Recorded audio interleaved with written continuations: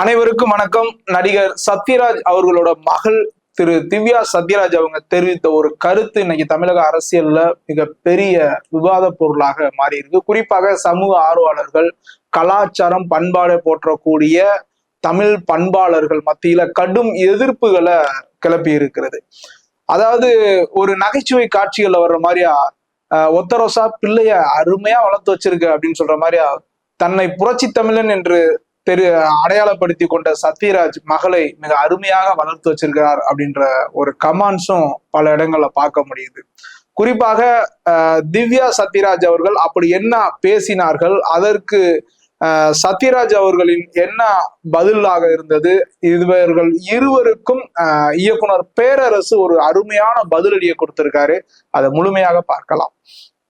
அதாவது சத்யராஜ் மகள் திவ்யா சத்யராஜ் அவர்கள் அவங்க என்ன சொல்றாங்கன்னா, அதாவது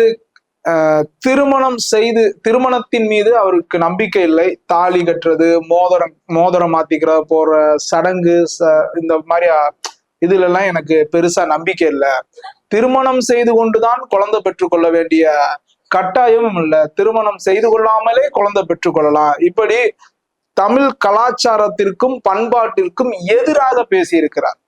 சரி, இப்படி பேசுறாங்களே, நார்மலா ஒரு தமிழ் கலாச்சார பண்பாடு மிக்க குடும்பமாக இருந்தால் இப்படி ஒரு குடும்பத்தில் ஒரு பெண் பேசுகிறார் என்றால் அவர்களுடைய பெற்றோர்கள் என்ன செய்வாங்க? நிச்சயம் கண்டிப்பார்கள்.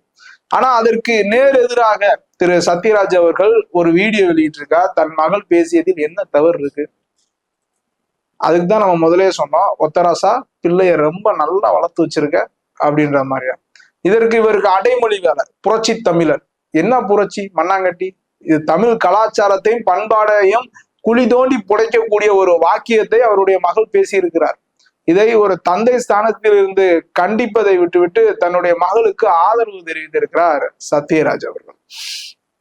இதற்கு இயக்குனர் பேரரசு அவர்கள் கடுமையான ஒரு கவுண்டர் கொடுத்திருக்காரு. அதாவது இந்த மாதிரியா குழந்தை இது கல்யாணம் பண்ணிக்காம குழந்தை பெத்துக்கிறது, இது போன்ற கருத்துக்களை நீங்க வேணா வாழுங்கப்பா. ஏன்னா மக்கள்கிட்ட சொல்லாதீங்க, மக்களை அறிவுறுத்தாதீங்க. ஏன்னா நீங்க உங்க இஷ்டத்துக்கு வாழ்ந்துக்கங்க. அதாவது ஆதி காலத்துல பாத்தீங்கன்னா இன்னும் பின்னோக்கி போய் ஒரு 1000 வருடங்களுக்கு 2000 வருடங்கள் 3000 வருடங்களுக்கு முன்னாடி பாத்தீங்கன்னா ஆதிவாசிகள் ஆடை இல்லாமல் வாழ்ந்தார்கள். அது போல நீயும் உங்க குடும்பத்தார் வாழ்ந்துக்குங்க. ஏன்னா மக்கள்கிட்ட ஏன் சொல்றீங்க? ஏன்னா திருமணம் செய்து கொள்ளாமல் குழந்தை பெற்றுக்கொள்ளும். அதுல இன்னொன்னு திவ்யா சத்யராஜ் அவர்கள் சொல்றாங்க, அதாவது ஒருவரை விரும்பி கொண்டு ஒரே வீட்டுல வாழணும்லாம் அவசியம் இல்லை. கல்யாணம் தேவையில்ல, ஆனா கல்யாணம் பண்ணிட்டு தான் குழந்தை பெற்றுக்கணும் அவசியம் கிடையாது.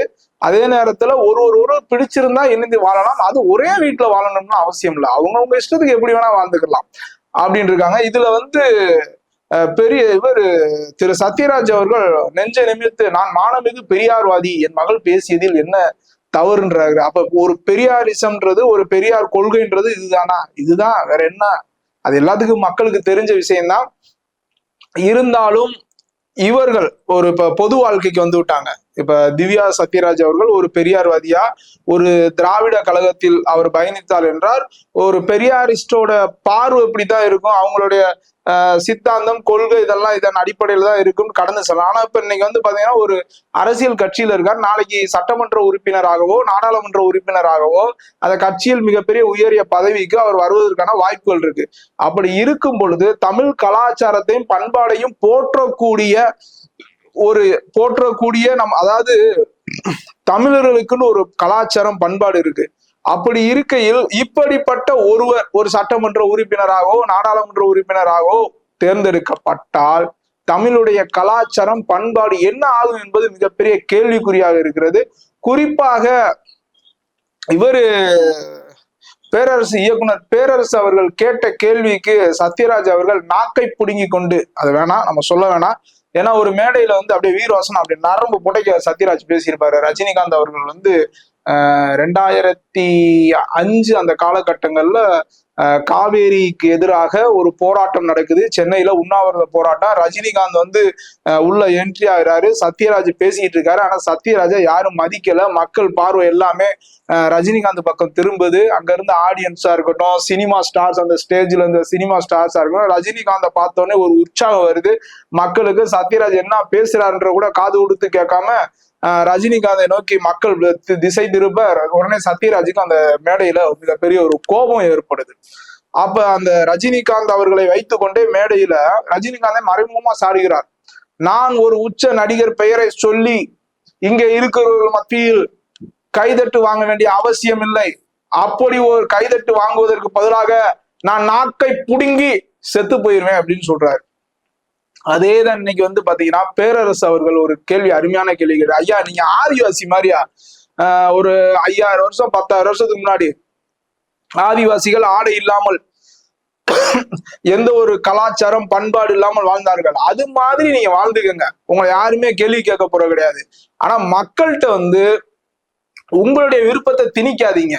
ஏன்னா நீங்க கல்யாணம் பண்ணிக்காம, கல்யாணத்துக்கு திருமணம் மீது நம்பிக்கை இல்லை, தாலி மோதிரம் மாற்றிக்கொள்வதில் நம்பிக்கை இல்லை, கல்யாணத்துக்கு முன்பாக குழந்தை பெற்றுக் கொள்ளலாம், ஏன்னா இப்படின்னு ஒரு மகள் சொல்வதை அதை புரட்சி தமிழன் என்ற அடைமொழியுடன் இவன் மானமிகு பெரியார்வாதி என் மகள் சொல்வது சரிதான் என்று சொல்வதை வந்து மக்கள்கிட்ட திணிக்காதீங்க அப்படின்னு பேரரசு அவர்கள் சொல்லியிருக்காரு. வரவேற்கத்தக்கது.